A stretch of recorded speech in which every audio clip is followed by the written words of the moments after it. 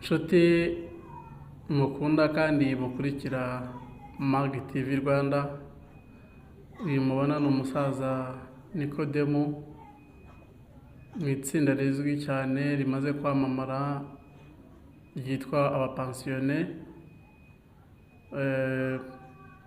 Muramubona umusaza hano, urukundo rwose ngo rwari rumaze kumuganza, atekereza ku mukunzi we, aravuga ati iminsi ishize kera simuheruka, reka njye kumusura.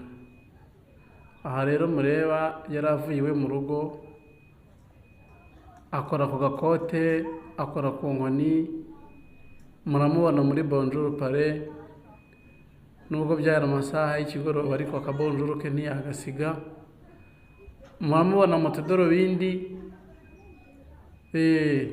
twa tundi tw'abasaza bo hambere babaga bamaze kugira udufaranga bakatugura.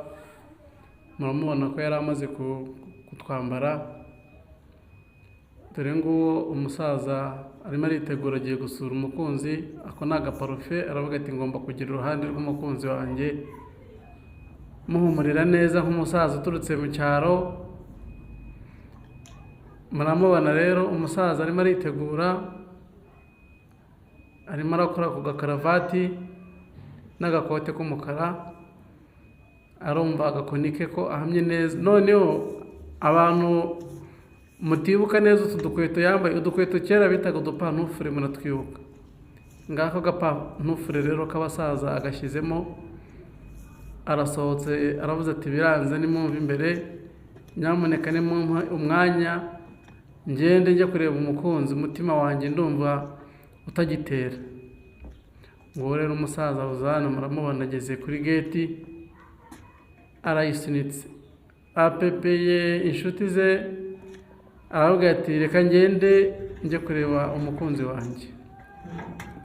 None se sigaye nibaza, aramutse agiye koko agasanga adahari, byagenda bite?